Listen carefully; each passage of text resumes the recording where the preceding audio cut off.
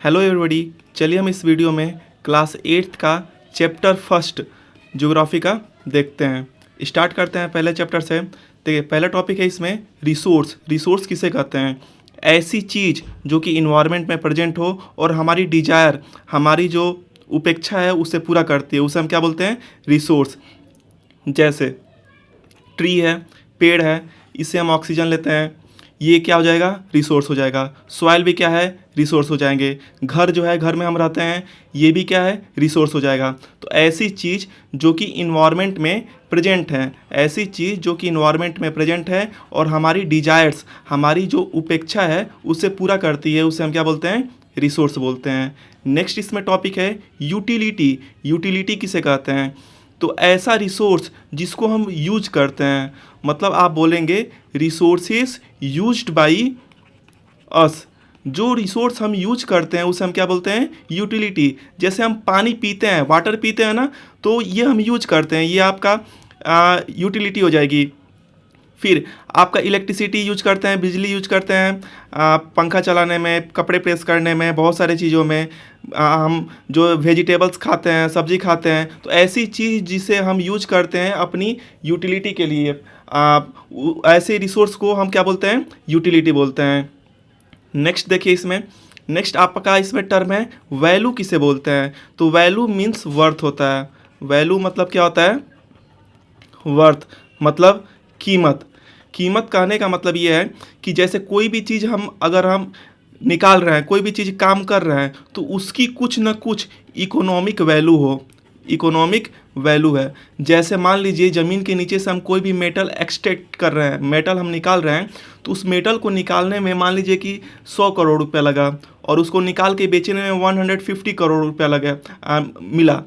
100 करोड़ में हम निकाले, उसको लागत लगा, लेकिन हम 150 करोड़ में इसको बेच दे रहे हैं, तो ये वाली चीज़ क्या हो जाएगी? वर्थ हो जाएगी। वही मान लीजिए अफ्रीका के किसी खदान में डायमंड है, डायमंड को निकालने में प्राइस लगा 100 करोड़ रुपए, लेकिन उसको बेचने में 80 करोड़ ही लग रहा है, तो ये वैल्यू नहीं है यहाँ पे। जहाँ पे इकोनॉमिक वैल्यू हो, जहाँ पे फ़ायदा हो, जिसकी कीमत की फ़ायदा हो, उसे हम क्या बोलेंगे? वैल्यू बोलेंगे। नेक्स्ट देखिए इसमें क्या टर्म है।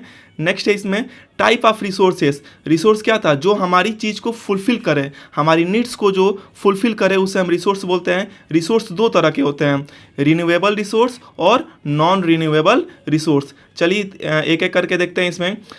जैसे आपका नेचुरल रिसोर्स में आ जाएगा। देखिए टाइप ऑफ रिसोर्स था पीछे, ये टाइप ऑफ रिसोर्स में ये आपका दो तरह के हो जाएंगे, इसमें नेचुरल और ह्यूमन मेड रिसोर्स हो जाएंगे। यहाँ पे थोड़ी सी मिस ये हो गया। नेचुरल टाइप ऑफ रिसोर्स में एक हो जाएगा आपका नेचुरल रिसोर्स, ये आगे के स्लॉट में है, और ये एक हो जाएगा आपका ह्यूमन मेड रिसोर्स। तो ये नेचुरल रिसोर्स ये दो तरह के होते हैं। देखिए नेचुरल रिसोर्स मैं बता रहा हूँ, नेचुरल रिसोर्स दो तरह के होते हैं, रीन्यूएबल रिसोर्स होते हैं और नॉन रीन्यूएबल रिसोर्स होते हैं। जिसको हम बार बार यूज कर सकते हैं उसे हम रीन्यूएबल रिसोर्स बोलते हैं, जिसको हम बार बार यूज ना कर सके हम उसे नॉन रीन्यूएबल रिसोर्स बोलते हैं। जैसे कि मान लीजिए नेचुरल रिसोर्स में आपका हो जाएगा आपका रिवर हो गया, लेक हो गया, इसके पानी को हम बार बार यूज कर सकते हैं, तो ये आपका क्या हो जाएगा? Natural resource. नेचुरल रिसोर्स आपके दो तरह के होते हैं, एक हो गया आपका रीन्यूएबल नेचुरल रिसोर्स और एक हो गया आपका non renewable natural resource. Non renewable natural resource. तो रीन्यूएबल नेचुरल रिसोर्स क्या होगा? जैसे रीन्यूएबल में आपका सोलर एनर्जी और wind energy, solar and wind energy आपकी क्या हो जाएगी? आपकी रीन्यूएबल रिसोर्स हो जाएगी, क्योंकि हम सन के लाइट को और विंड जो है इससे हम इलेक्ट्रिसिटी प्रोड्यूस करते हैं। तो हम ऐसा नहीं कि प्रोड्यूस करेंगे तो सनलाइट कम हो जाएगा, सनलाइट तो डेली आ रही है, सनलाइट हम आगे भी उसको यूज कर सकते हैं। हवा से हम इलेक्ट्रिसिटी बना रहे हैं, तो हवा फिर ख़त्म नहीं होगा, हवा तो बहती रहेगी, फिर हम आगे भी हम उसका यूज कर सकते हैं इलेक्ट्रिसिटी बनाने में। तो ऐसी चीज़ जिसका हम बार बार रिपीट यूज कर सकते हैं, वो ख़त्म ना हो, उसे हम क्या बोलते हैं? रीन्यूएबल रिसोर्स बोलते हैं। वही नॉन रीन्यूएबल रिसोर्स के केस में अगर एक बार हम यूज कर दिए तो वो ख़त्म हो जाएगा। जैसे कोल, पेट्रोलियम, कोल और पेट्रोल का अगर हम यूज कर देंगे, एक बार कोयला जला दिया, पेट्रोल का यूज कर दिया व्हीकल में, तो एक बार अगर यूज कर दिए तो उसको हम फिर से रीयूज नहीं कर सकते हैं। तो इसे हम नॉन रिन्यूएबल रिसोर्स हम बोलते हैं। तो आपका ये था नेचुरल रिसोर्सेज दो तरह के होते हैं, रिन्यूएबल और नॉन रिन्यूएबल। नेक्स्ट देखिए इसमें ह्यूमन मेड रिसोर्स किसे बोलते हैं। ह्यूमन मेड रिसोर्स मतलब वो चीज़ होती है जिसको हम, जो ह्यूमन बीइंग है वो अपने नॉलेज स्किल और टेक्नोलॉजी के हेल्प से डेवलप करें। ह्यूमन बीइंग अपने नॉलेज स्किल और टेक्नोलॉजी के हेल्प से डेवलप करे। इसमें स्किल आती है, कोई भी चीज़ घर बनाना है, व्हीकल बनाना है, कोई भी गाड़ी है, बाइक है, 4 व्हीलर है, कूलर है, फैन है, तो ये ह्यूमन रिसोर्स है जो कि ह्यूमन बीइंग अपने स्किल और टेक्नोलॉजी के हेल्प से बनाया है। नेक्स्ट इसमें टॉपिक है कंजर्विंग रिसोर्स, हम किसी भी चीज़ को कैसे बचा सकते हैं। तो देखिए कभी भी हम रिसोर्स को कंजर्व कैसे कर सकते हैं, हम बार बार उसका यूज करके, कम से कम यूज करें, बार बार यूज करें और रिसाइकिल करके। मान लीजिए प्लास्टिक है, हम जानते हैं कि प्लास्टिक की पॉलीथीन जो है इन्वायरमेंट को डिग्रेड करती है, तो हम उसका कम से कम यूज करें, एक ही प्लास्टिक को बार बार यूज करें, थैले का यूज करें और उसको हम रिसाइकिल करने के लिए भेजते रहें कि रिसाइकिल हो, ताकि इन्वायरमेंट डिग्रेड ना हो, इन्वायरमेंट को नुकसान ना पहुंचे। इसे हम क्या बोलते हैं, कंजर्विंग रिसोर्स बोलते हैं। इसी में एक टर्म आता है सस्टेनेबल डेवलपमेंट। क्या आता है, सस्टेनेबल डेवलपमेंट। सस्टेनेबल डेवलपमेंट किसे बोलते हैं कि हम किसी भी चीज़ का यूज कर रहे हैं, किसी भी रिसोर्स का हम यूज कर रहे हैं, लेकिन ऐसे यूज कर रहे हैं कि आने वाले फ्यूचर जनरेशन के लिए कंजर्व रहे।